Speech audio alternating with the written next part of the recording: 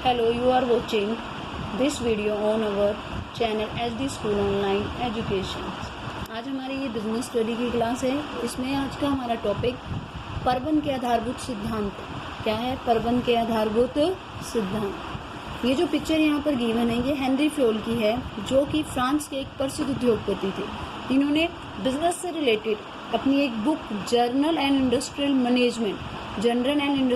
Management में management से related 14 principal यानी 14 सिद्धांत दिए हैं, जो कि एक प्रबंधक को किस तरह से कार्य करना चाहिए इन बातों को बताते हैं। फ्योल ने इन 14 सिद्धांतों को प्रस्तुत करते हुए दो बातों पर अधिक जोर दिया।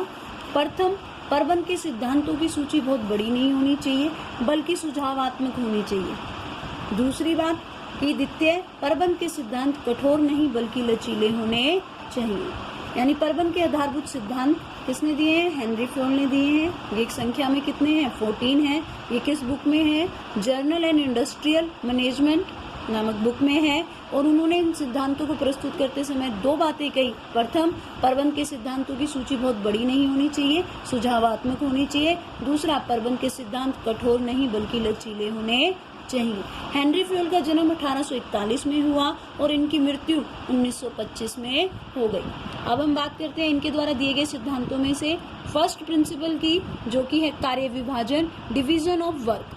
कार्य विभाजन जैसा कि नाम से ही स्पष्ट है, फ्योल ने कहा है यथासंभव जहां तक संभव हो सके एक संस्था के जितने भी कार्य हैं, एक संस्था के संपूर्ण कार्यों को विभिन्न भागों में बांट देना चाहिए। छोटे छोटे टुकड़े काम के कर देने चाहिए और प्रत्येक व्यक्ति को उसकी योग्यता एवं रुचि के अनुसार कार्य का एक ही भाग सौंपना चाहिए, न कि एक व्यक्ति को संपूर्ण कार्य। जब एक व्यक्ति बार बार संपूर्ण कार्य के एक हिस्से को करेगा तो वह धीरे धीरे उस कार्य का विशेषज्ञ बन जाएगा और परिणाम स्वरूप विशिष्टीकरण के लाभ प्राप्त करेगा।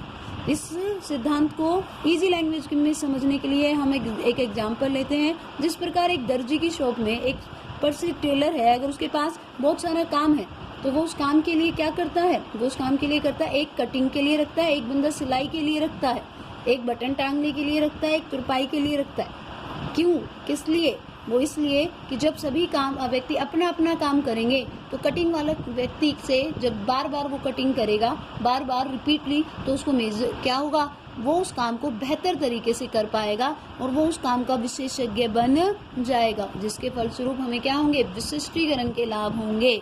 विशिष्टीकरण के लाभ होने से संस्था का अपव्यय कम होते हैं। जब एक बिजनेसमैन या एक प्रबंधक जब कार्य विभाजन के सिद्धांत को फॉलो अप करता है तो उसे विशिष्टीकरण के लाभ प्राप्त होते हैं, जैसे काम की किस्म में वृद्धि, उत्पादन की गति में वृद्धि, संसाधनों के अपव्यय में कमी। उत्पादन की गति में वृद्धि किस प्रकार होगी? जैसे कि एक व्यक्ति बार बार एक ही काम को करेगा, जब वो फर्स्ट टाइम उस काम को करेगा तो उसे फॉर एग्जांपल जब वो पहली बार उस काम को करता है तो उसे 25 मिनट लगते हैं, लेकिन बार बार डेली जब वो यही काम करता जाएगा तो उसके काम को वो सफिशिएंटली तरीके से करेगा और लेने वाला टाइम भी क्या होगा? कम होगा। और इससे कर्मचारियों की कार्यकुशलता में वृद्धि होगी। पहले के मुकाबले वो बार बार रोज ही एक काम करेगा तो उसका कॉन्फिडेंस भी इंक्रीज होगा और उससे जो वो काम करेगा उसके जो रिजल्ट आएंगे अच्छे आएंगे तो उसकी कार्यकुशलता में भी वृद्धि होगी।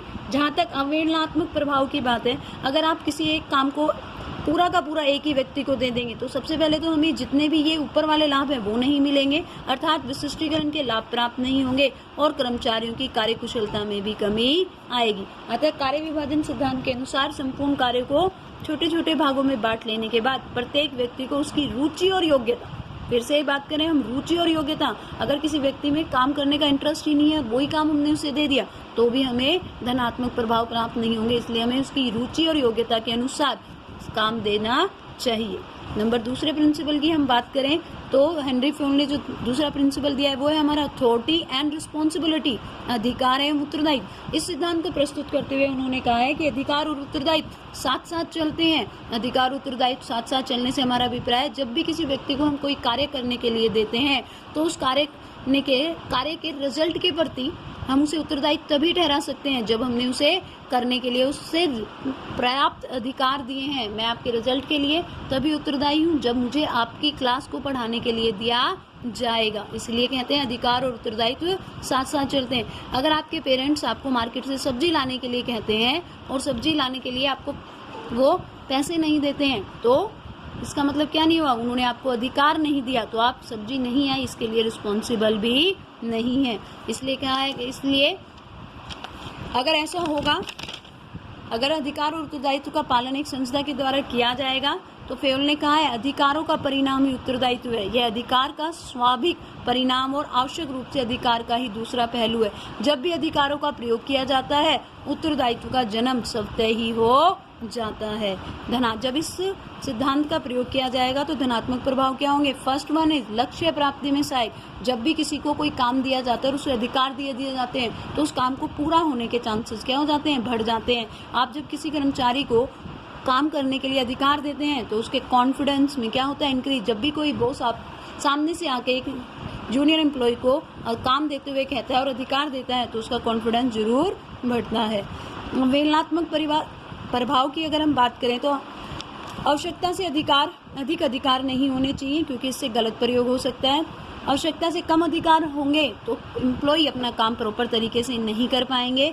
वांछित परिणाम प्राप्त न होने पर अधीनस्थों का उत्तरदेयता निश्चित न कर पाना, क्योंकि अगर हमने उन्हें अधिकार नहीं दिया, जिस प्रकार आपके पेरेंट्स ने आपको मार्केट से वेजिटेबल खरीदने के लिए मनी नहीं दिया तो आपको वो उत्तरदायी नहीं ठहरा सकते कि सब्जी क्यों नहीं आई। ठीक ऐसे भी एम्प्लॉय को अगर अधिकार नहीं दिया तो वो उसको उत्तरदायित्व भी निश्चित नहीं किया जा सकता। और इससे जब हमेशा उसे भय बने रहेगा कि बॉस आके कब डांटेगा, कब उसे सुननी पड़ जाएगी, तो कहीं ना कहीं एम्प्लॉय के, कर्मचारी के साहस में भी कमी आती है। इसलिए काम को प्रॉपर तरीके से करवाने के लिए हमें एम्प्लॉय को अधिकार और उत्तरदायित्व सौंपने के साथ साथ उससे रिलेटेड, उस काम को करने से रिलेटेड अधिकार भी उसे सौंपने चाहिए। अब नंबर 3 की बात करते हैं, डिसिप्लिन, अनुशासन। इसके बारे में एज ए स्टूडेंट लाइफ आप सभी जानते होंगे। ये कह रहे हैं किसी भी कार्य को सफलतापूर्वक निष्पादन करने के लिए अनुशासन का होना आवश्यक है। स्टूडेंट लाइफ का भी अपना एक अनुशासन है।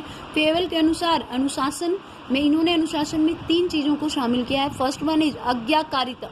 आज्ञाकारिता यानी जो आज्ञा दे दी गई उसे पूरा करना। अधिकारों के प्रति श्रद्धा, जो आपको अधिकार मिले हैं, फॉर एग्जाम्पल अधिकारों के प्रति श्रद्धा। एक एम्प्लॉय की फ़ोन का बिल अगर संस्था भरती है तो इसका मतलब ये नहीं उसे सारे कॉल अपने इसी फ़ोन से करने, या किसी अधिकारी को गाड़ी दी गई है उसका पेट्रोल का खर्चा संस्था उठाती है तो ऐसे नहीं कि उसने सारी ट्रिप इसी गाड़ी से लगानी है। और निर्धारित नियमों का पालन करना, यानी डिसिप्लिन में 3 चीज़ों को लिया है, ओबिडेंस, आज्ञाकारिता, अधिकारों के प्रति श्रद्धा और निर्धारित नियमों का पालन करने से है। सभी स्तर पर अच्छी पर्यवेक्षण यानी सुपरवाइजर प्रदान करके, नियमों की स्पष्ट व्याख्या करके, पुरस्कार व दंड पद्धति को लागू करके अनुशासन स्थापित किया जा सकता है। ये कह रहे हैं उदाहरण के लिए यदि कर्मचारी अपनी पूरी क्षमता से काम करने के वादे को तोड़ते हैं तो ये आज्ञाकारिता का उल्लंघन करते हैं। अगर एक संस्था में अनुशासन है तो उससे संस्था की साख में वृद्धि होती है। अगर आप अपने एम्प्लॉय के साथ, एक संस्था के एम्प्लॉय अनुशासन में रहते हैं तो उसकी मार्केट में गुडविल बढ़ती है, कर्मचारियों की कुशलता में वृद्धि होती है और बेहतर जो एम्प्लॉय और मालिक का जो रिलेशन है, श्रम और प्रबंध का जो रिलेशन है वो ये बेहतर होता है। अगर एक संस्था में अनुशासन नहीं है तो जाहिर सी बात है उसकी गुडविल इफेक्ट होती है, कर्मचारियों की कार्यकुशलता में कमी आती है। अव्यवस्था, बॉस अगर टाइम पे नहीं आता है, निर्धारित नियमों का खुद पालन नहीं करता तो उसके एम्प्लॉय भी नहीं करते हैं, इसलिए अव्यवस्था का बोलाबाला हो जाता है और कोई भी किसी पर ट्रस्ट नहीं करता। अविश्वास का वातावरण यहाँ बन जाता है। हेनरी फेयोल का जो नेक्स्ट प्रिंसिपल है वो है unity of command. Unity of command की अगर हम बात करें तो ये हेनरी फेयोल का बहुत ही इम्पोर्टेंट प्रिंसिपल है। इस सिद्धांत के अनुसार, जैसे कि पिक्चर में यहाँ पर गया है, इन्होंने इसको पिक्चर से डिस्क्राइब करते हैं। आदेश की एकता के अनुसार उन्होंने कहा है कि ये जो एम्प्लॉई है, जूनियर है, एस किसको, सब अधीनस्थ जूनियर को शो कर रहा है यहाँ पे, S1, S2, S3। Henry Fayol कहते हैं अगर आपके ये 3 जूनियर हैं या अधीनस्थ हैं, इनका केवल एक बॉस होना चाहिए। यहाँ पर देखिए ये रॉन्ग दृष्टिकोण है। M1, M2 ये बॉस दोनों ही इन तीनों के ऊपर बॉस हैं।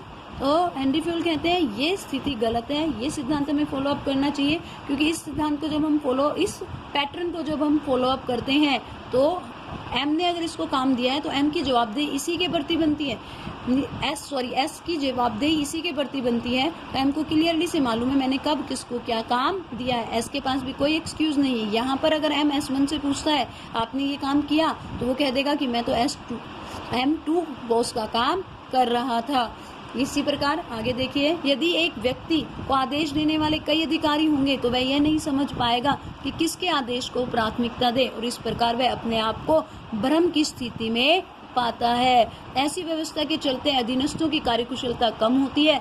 दूसरी ओर अधिकारी भी अपने आदेश का पालन न होने पर अहम ईगो के चलते ये दोनों बॉस भी झगड़े की संभावना यहाँ पर बन जाती है। नेक्स्ट, अगर हम धनात्मक प्रभाव की बात करें, संस्था जहाँ पर आदेश की एकता का पालन होता है तो जाहिर सी बात है जो अधीनस्थ हैं हमारे वो भ्रमित नहीं होंगे, वो उनके ऊपर एक ही बॉस है तो उनकी कार्यकुशलता में बढ़ेगी, अधिकारी की कार्यकुशलता भी यहाँ बढ़ेगी, उत्तरदेयता जवाबदेही निर्धारित करने में आसानी होगी, और वातावरण संस्था का क्या रहेगा, अच्छा रहेगा। अगर इनका पालन ना करें तो इनके नेगेटिव इफेक्ट आपको इन्हीं के नजर आएंगे। नंबर 5, निर्देश की एकता, यूनिटी ऑफ डायरेक्शन। ये कह रहे हैं निर्देश की एकता से अभिप्राय यह है कि क्रियाओं के प्रत्येक समूह के लिए जिनका समान उद्देश्य हो, एक ही अध्यक्ष और एक ही योजना होनी चाहिए। यानी एक संस्था में अगर सामान खरीदा जाता है बार बार परचेज डिपार्टमेंट को हमेशा एक जैसी प्रोसेस क्या करनी चाहिए, को फॉलो करना चाहिए, और उनका एक ही अध्यक्ष और एक ही योजना होनी चाहिए। ये कह रहा है आगे, अन्य शब्दों में समान उद्देश्य वाली विभिन्न क्रियाओं के समूह के लिए प्लान ऑफ एक्शन एक ही होना चाहिए और उन्हें नियंत्रण करने वाला एक प्रबंधक भी होना चाहिए। एक उदाहरण हमारे यहाँ दिया हुआ है कि परिणाम स्वरूप 2 डिवीजन है, एक स्कूटर डिवीजन है, एक कार डिवीजन। दोनों उत्पादों की बाजार में समस्याएं अलग अलग हैं, इसलिए इनके लक्ष्य भी अलग अलग होंगे। इसलिए दोनों विभागों को अपनी अपनी स्थिति को ध्यान में रखते हुए अच्छे परिणाम को प्राप्त करने के लक्ष्य निर्धारित करने चाहिए। आदेश की एकता और निर्देश की एकता की बात करें, जहां निर्देश की एकता कहता है क्रियाओं के प्रत्येक समूह के लिए जिनका समान उद्देश्य, एक ही अध्यक्ष तथा एक ही योजना होनी चाहिए। वहीं आदेश की एकता, एक समय पर एक ही व्यक्ति को एक ही कर्मचारी से आदेश मिलना चाहिए, ये वाली बात कहती है। आदेश की एकता से अभिप्राय यह है कि एक कर्मचारी को आदेश देने वाला एक समय में एक ही व्यक्ति होना चाहिए। नेक्स्ट प्रिंसिपल की बात करें हम तो ये है हमारा व्यक्तिगत हित सामान्य हित के अधीन। व्यक्तिगत हित सामान्य हित के अधीन। हेनरी फ्योल ने इस प्रिंसिपल में कहा है, जब आप एक संस्था के एम्प्लॉय हैं तो आपको संस्था के एज ए एम्प्लॉय रहते हुए अपने पर्सनल हित के बारे में ना सोचकर आपको हमेशा वो काम करना चाहिए जो संस्था के हित में होगा। आपको एज ए इंडिविजुअल अपने फायदे के बारे में नहीं सोचना है। आपको एज ए एम्प्लॉय उस संस्था के साथ जुड़े हुए हमेशा वो कार्य करना चाहिए जो संस्था के लाभों को बढ़ाने में हेल्प करे। क्लियर? ये कह रहा है इसके अंतर्गत एक प्रबंधक को कोई भी निर्णय लेने से व्यक्तिगत रूप से हानि होती है, लेकिन संस्था को भारी लाभ, तो संस्था के लाभ को प्राथमिकता देते हुए उसे निर्णय लेना चाहिए। इसके विपरीत यदि किसी निर्णय से प्रबंधक को व्यक्तिगत लाभ होता है लेकिन संस्था को भारी हानि, तो उसे ऐसा निर्णय नहीं लेना चाहिए। नेक्स्ट, कर्मचारियों का पारिश्रमिक वेतन। फ्योल का मत है कर्मचारियों को दिए जाने वाला पारिश्रमिक उचित होना चाहिए, उचित, या ताकि कर्मचारी तथा मालिकों को अधिकतम संतुष्टि मिले। प्रबंधकों का ये कर्तव्य है कि वे सुनिश्चित करें कि सभी को कार्य के अनुसार पारिश्रमिक दिया जाए। कर्मचारियों को दिया जाने वाला पारिश्रमिक उनके जीवन स्तर की लागत, श्रमिकों की मांग, उनकी योग्यता आदि पर निर्भर करता है। उदाहरण के लिए माना कि महंगाई दिन प्रतिदिन बढ़ती जा रही है, दूसरी ओर कंपनी अच्छे लाभ अर्जित कर रही है। ऐसी स्थिति में भी बिना मांगे ही कर्मचारियों को पारिश्रमिक में वृद्धि कर देनी चाहिए। ऐसा नहीं करेंगे तो कर्मचारी मौका मिलते ही कंपनी को छोड़कर चले जाएंगे। इसलिए कर्मचारियों के पारिश्रमिक सिद्धांत के अनुसार फ्योल ने कहा है जो भी आपके यहाँ के एम्प्लॉय काम कर रहे हैं उन्हें उचित वेतन दिया जाना चाहिए। जब उन्हें उचित वेतन मिलेगा तो कर्मचारियों को क्या होगा, प्रोत्साहन मिलेगा, वह संतुष्टि में वृद्धि होगी और एक संतुष्ट व्यक्ति ही बेहतर कार्य कर सकता है। कर्मचारियों में बिना मांगे जब उनकी सैलरी में इंक्रीज मिलता है तो समर्पण की भावना का विकास होता है, श्रम परिवर्तन की दर में कमी आती है, वो जल्दी काम छोड़कर नहीं जाएंगे। अवहेलनात्मक प्रभाव, अगर एम्प्लॉय की लाभ अच्छे होने के बाद भी संस्था अगर उनके प्रॉफिट में वृद्धि नहीं करती है, जिसके कारण उनमें असंतुष्टि हो जाती है, बेईमानी को बढ़ावा मिलता है और श्रम परिवर्तन दर में वृद्धि मिलती है। एम्प्लॉय बार बार आएंगे, अच्छा मौका मिलते ही संस्था को छोड़कर चले जाएंगे। नेक्स्ट जो हमारा प्रिंसिपल है वो है केंद्रीयकरण और विकेंद्रीयकरण। इस सिद्धांत के अनुसार